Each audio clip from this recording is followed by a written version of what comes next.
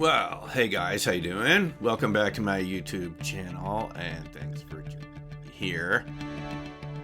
Well, everyone's talking about these so-called quote-unquote drones that have been seen in many places. We first heard about this, actually, it wasn't at Langley Air Force Base several months ago, according to Virginia. We were hearing about these swarms of drones over the Langley Air Force Base area in Virginia. But if you think about it, we've had these drone swarms over Navy ships like this going on for some time now. And it seems like it's been, slowly escalating until, as the recording of this video right now, we've had them over 3 different air bases in the UK. And it really seems to have everyone quite alarmed. These are happening night after night after night. And I'm making this video because I had a friend in New Jersey call me up and say, Simeon, what's going on with this? We're getting them over New Jersey last night. And, as I'm recording this video right now, it looks like they showed up again over New Jersey. And these are not small hobbyist drones. I just want to make that clear if you're not aware of it. They're larger drones. Some of them are described as being as large as a car. And we've been told that they are immune to electromagnetic countermeasures. These weapons exist to counteract the electromagnetism field within the drone. The electronics sort of disable them that way. And the military has these sort of very powerful counter EM weapons that can take drones down. Apparently, they're not susceptible to that. So we're told these are not the types of drones that you and I can buy. These are large drones. And that leads people to think, well, maybe it's foreign adversaries. There's a lot of tensions in the world right now. So maybe from Russia or China or somewhere like this. But then the question comes up, why would you have lights if you're an adversarial country? Do you normally put lights on if you're in a place you're not supposed to be, over secret military bases and things like this? And you can find out more about this from the various podcasts that are out there. I've been listening to Disclosure Tonight and other podcasts to get information about this situation. And if you'll remember, a few years ago, I went out to eastern Colorado, remember, end of 2019, 2020, where there were these fleets of drones seen over eastern Colorado and Nebraska. It was just a few miles from here.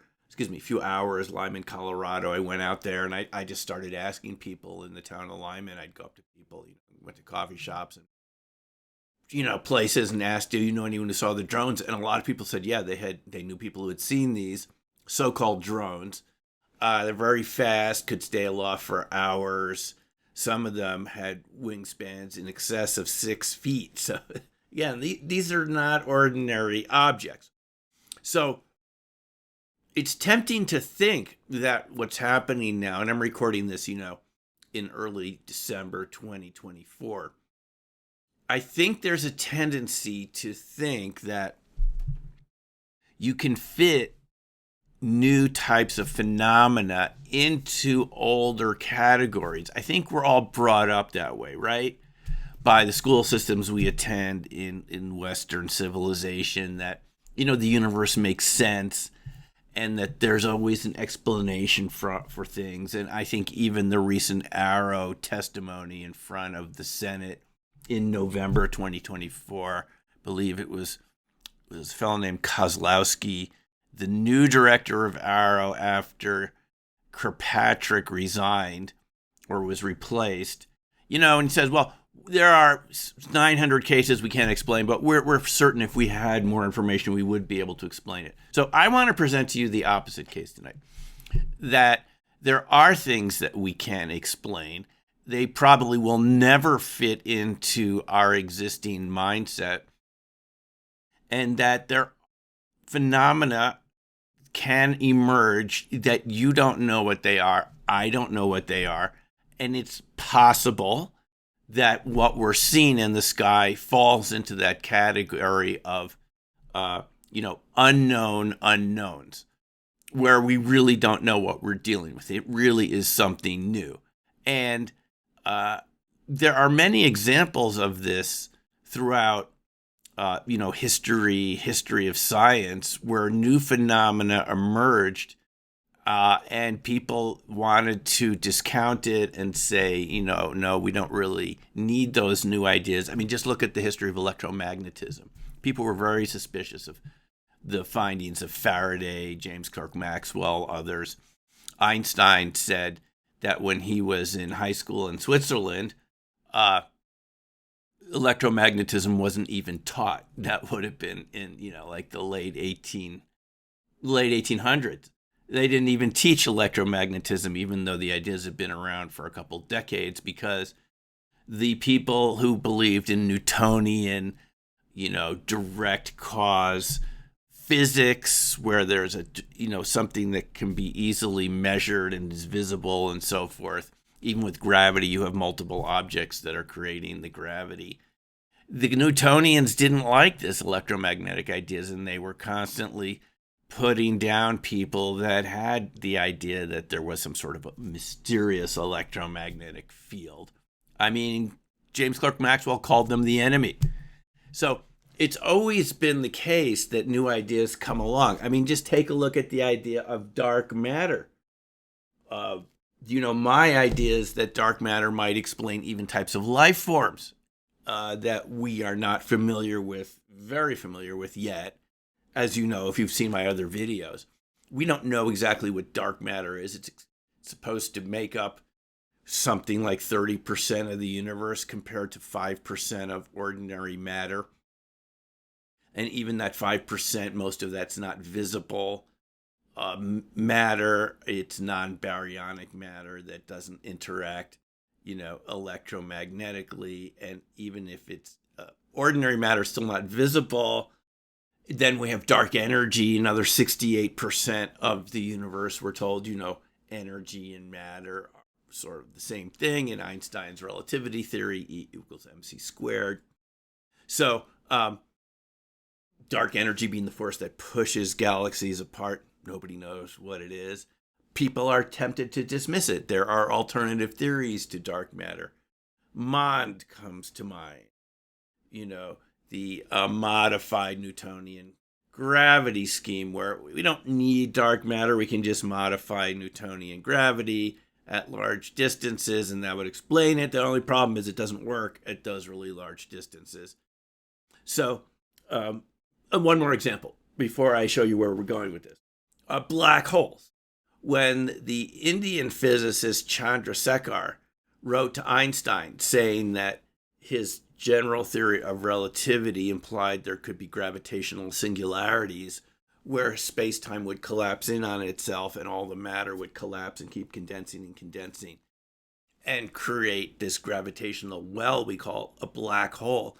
Well, Sir Arthur Eddington of the British Royal Society completely ridiculed Chandrasekhar for this proposal of black holes, even though it was an extension of Einstein's relativity theory, and it wasn't accepted for quite a while. I forget when the first black hole was seen, but it wasn't that long ago where one was finally photographed, and now we've seen photographs of what black holes look like. We know they exist, and they're believed to exist at the center of every galaxy.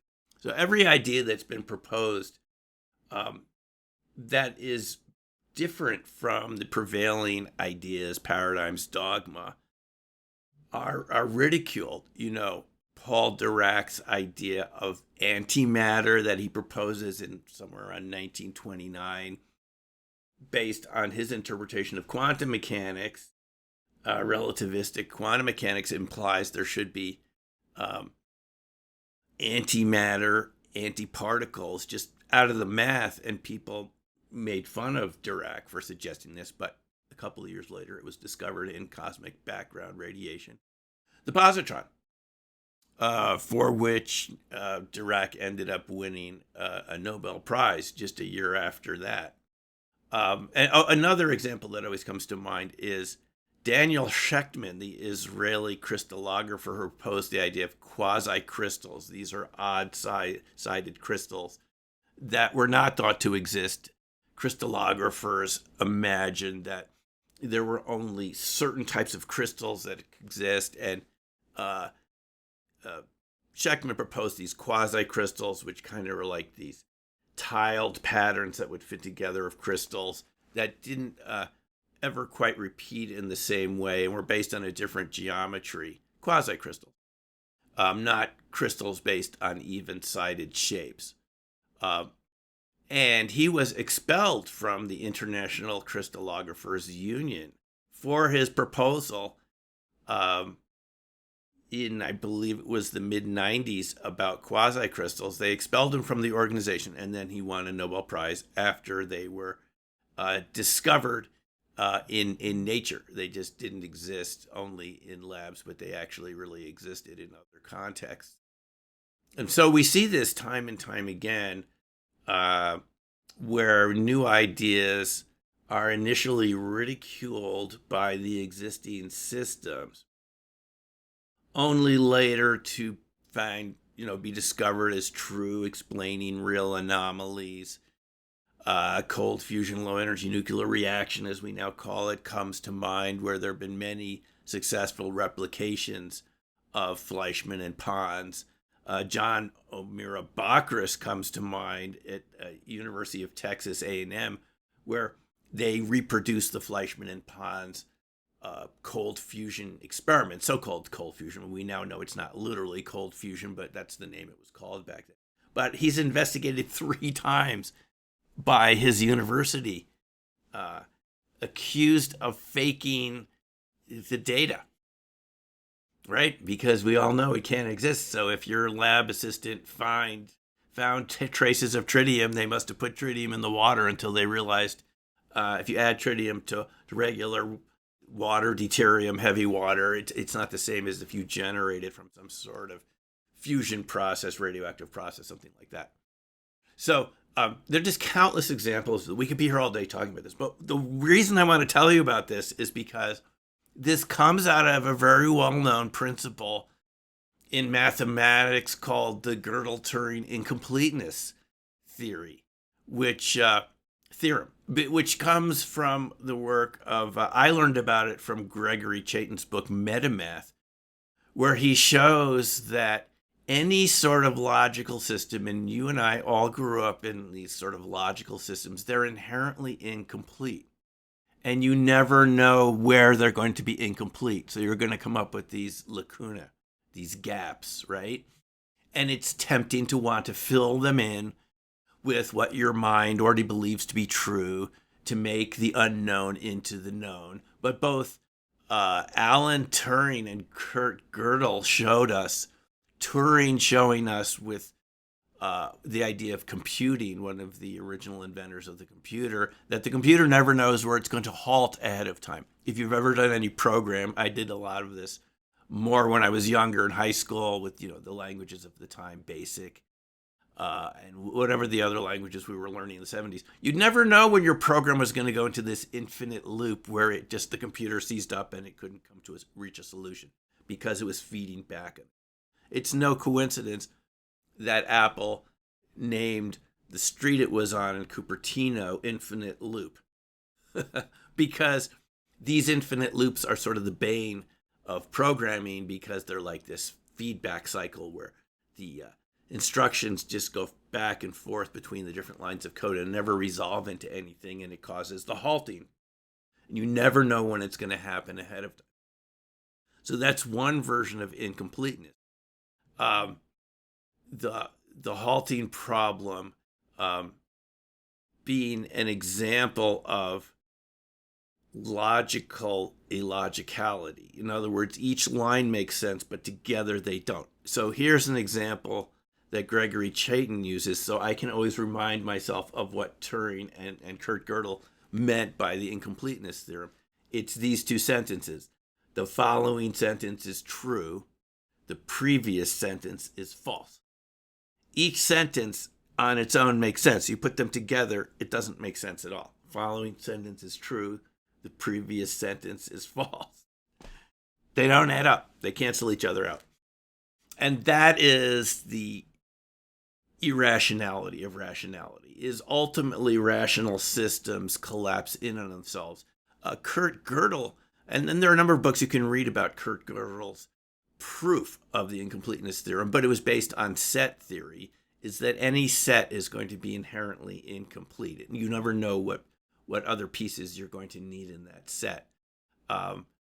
So you have these sort of logical conundrums creating gaps in our knowledge. And we tend to gloss over these. We gloss over them socially by making fun of people who have experiences with phenomena that society as a whole doesn't accept. We gloss over them by forgetting that they happened.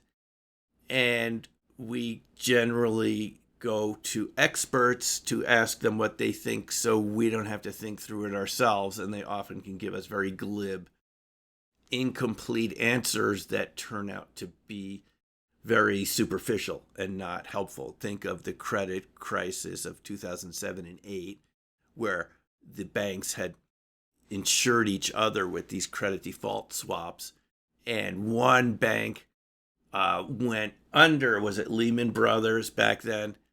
And their default swaps triggered this domino effect where the whole banking system was about to collapse one weekend, unless I believe it was the Bush administration that had to step in there and bail out the banks over one weekend, or the whole system would have collapsed, because you had these interlocking agreements, and one defaults, it just keeps going and going. That is kind of like an incompleteness theorem idea.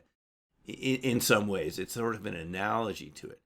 So we kind of gloss over this in society by, ostracizing, ridiculing, and showing a kind of a hostility to people that are pointing this out when they have experiences with phenomena that don't fit with what we believe to be true. And in the UFO field, since that's what we're talking about tonight, we actually created a policy around this from the Robertson panel, created by the CIA in 1953.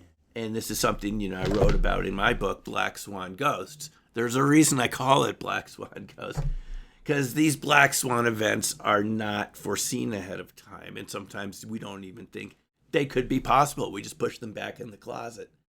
And the Robertson panel said, well, we don't know what these UFOs are. Remember, by 53, you had already had these overflights over Washington, D.C., over the White House, over a period of weeks. The same time around the Flatwoods Monster in West Virginia, by the way, that very strange, sort of robotic, large creature that was associated with people disappearing and things like that, seen in the West Virginia area and the Flatwoods area. But you had this wave of UFOs in 52, and the U.S. government decided this was a threat to national security because people could get confused. It could cause people to think there was some sort of alien invasion going on. And then it would aid the Soviets because this confusion could paralyze our telecommunication system, right? Everyone calling up at once to their police, what's going on here? So the Robertson panel created this policy, which we have to this day, which is to ridicule UFOs, ostracize people, make fun of it, turn it into something that's a laughing stock and a joke. Little green men, and to create a disinformation policy, which we know that our government here in the U.S. has been, applying to us, I think, illegally, to make fun of the situation. So here we are right now in 2024 with wave after wave of objects coming over states, cities, Air Force bases. There were some in California yesterday, UK. They're probably happening in other countries. And I'm suggesting to you, because of the Gödel Turing Incompleteness Theorem and these really ridiculous psychological information campaigns against the American people by the U.S. government, carried out to this day by people like Susan Goff and others at the Pentagon, creating their arrow commissions at the behest of Congress, but still not taking it seriously. There isn't that sense of awe, or a sense we might not know, just like black holes and dark matter and electromagnetism. Oh, maybe there is something we don't understand, and maybe there are other life forms and other types of consciousness that are on the earth. Instead of even having that humility to say there is always this possibility, there are types of life that we don't understand very well yet. Hello. There's still this, oh, tee hee hee, ha ha ha, let's laugh at it. I mean, when you heard that press conference from Arrow a couple of weeks ago after Kozlowski, I believe that's his name, was testifying in front of the Senate, and you heard the press, asking them questions, there was this sort of uncomfortable but condescending laughter, which I have heard ever since. When I was at the citizen hearing on disclosure in 2013 at the National Press Club, it was free. It was held by Steve Bassett's Paradigm Research Institute. 5 days of testimony. It was a mock hearing because they couldn't get any sitting senators or congresspeople to actually attend because everyone was afraid what it might do to their career. I sat next to a reporter from the New York Times, and he said to me, and I wrote about it here. You can read more about it in Black Swan Ghost. He said, "This is the best material I've ever heard. I can't get them to send anyone down from New York to cover this hearing." I mean, so the reporter there said, "The best thing I ever heard. I can't get them to send. I need a cameraman and a sound person." I asked him, "What do you need? Camera person?" They won't do it.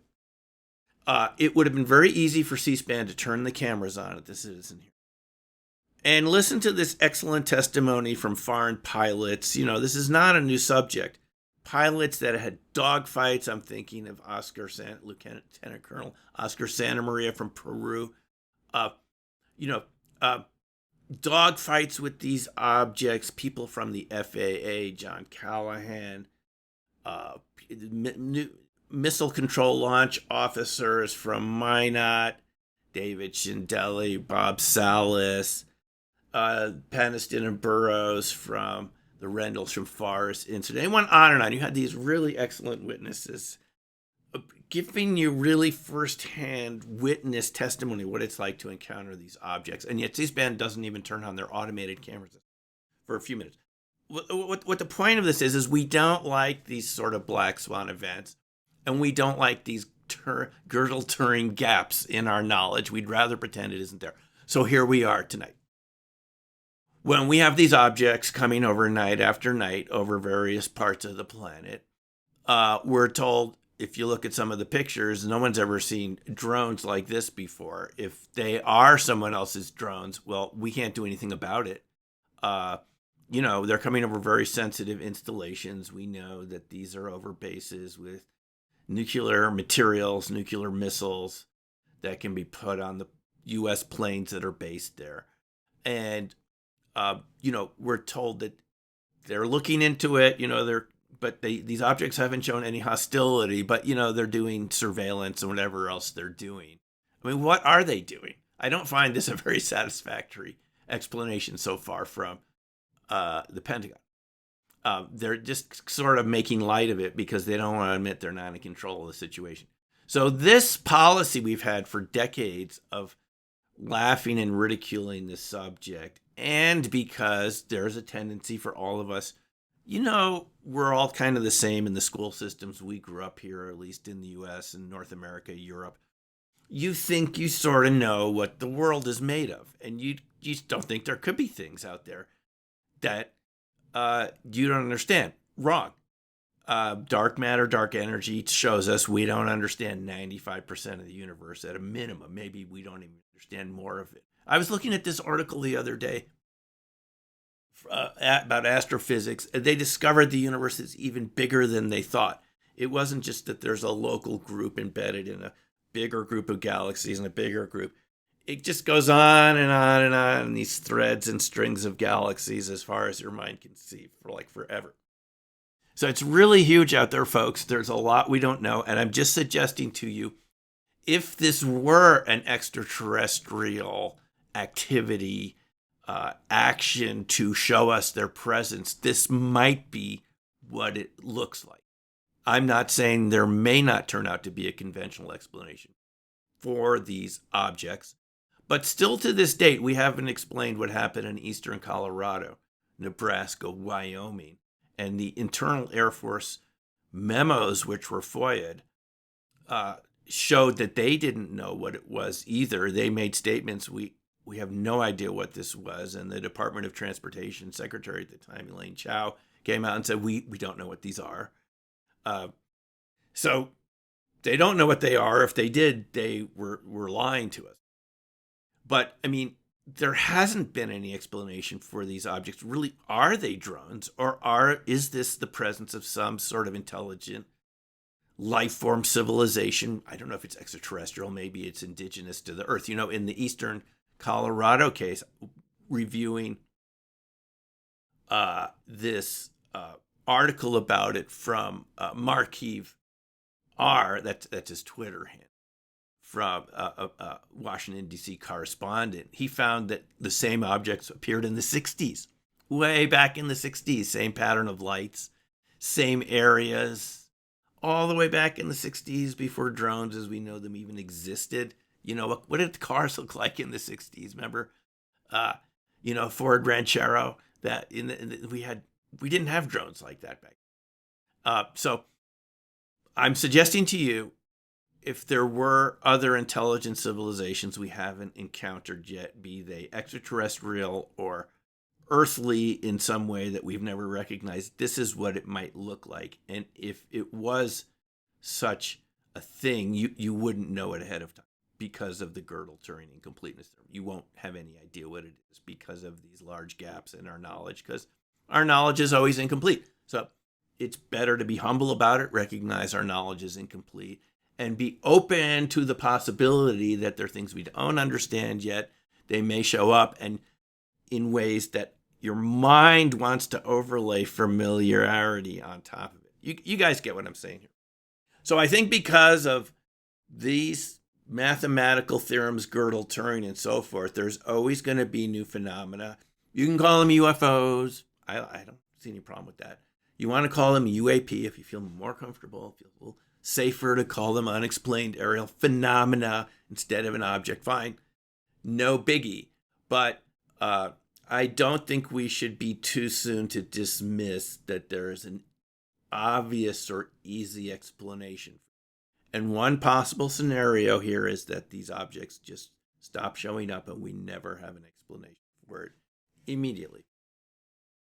If it were some sort of civilization getting us used to the idea that they do exist, this might be how they do it. Showing up with objects that are sort of familiar enough that they're not really scary, but a little different enough that they're not really identifiable. You kind of know, see what I'm saying? Like a gray area of sort of familiar, but sort of not. So we don't go running in the streets in some sort of panic like the Robertson panel was concerned about. This is maybe how they do it. I don't have any information that you don't have available to you. I'm just sort of spinning these ideas out based on our past history. New things do get discovered, and this might be it. So anyway, as usual, I am interested in your comments.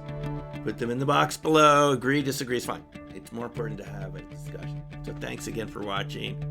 We will see you soon in the next video. Take care for now.